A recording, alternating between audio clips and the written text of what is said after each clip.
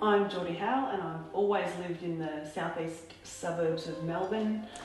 I'm totally blind and my condition is called retinopathy of prematurity, which in plain English means that when Mum was 6 months pregnant, she had high blood pressure and I needed to be born quickly by caesarean section.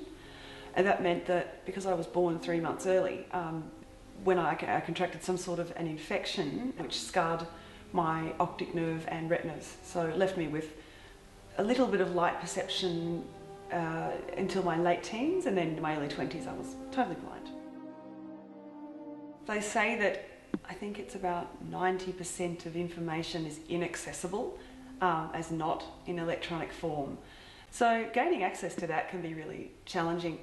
Getting around is a bit of a challenge. I use public transport if it's an area that I don't know, or if it's going to be a lot quicker to get there by taxi than it is by buses, trains and trams. Learning a new environment can also be challenging.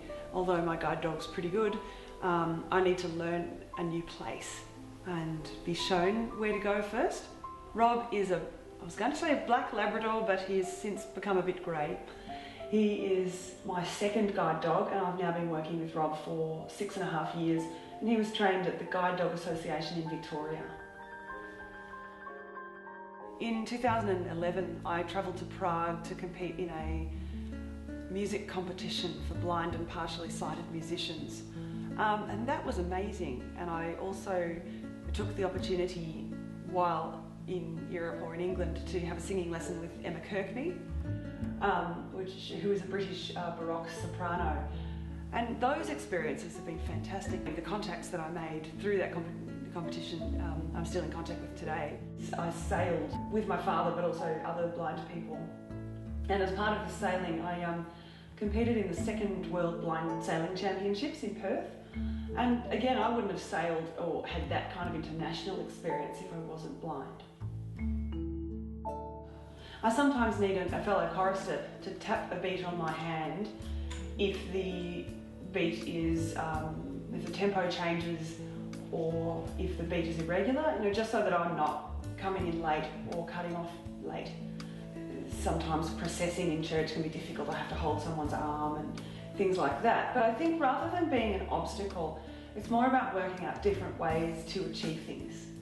And the obstacle is in the attitude of the conductor or the work colleague or the employer who says, oh, that's just all going to be a little bit hard, I don't think we'll take this on. Whereas some people find it a bit of a challenge and think, oh great, okay, well you're a valuable contributing member, let's try and make this work. And also it's a learning experience for other people around you, so I believe it's in the attitude rather than in actually the disability. Believing in yourself and knowing that you can do something is the first step.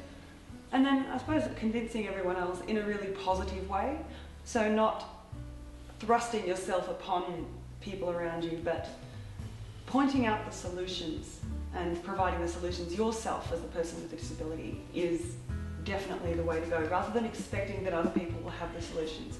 Because, let's face it, we live in a world with people without disability. So we as a person with a disability have to educate people, and I see that as my role, and I think that's how other people should see their role too.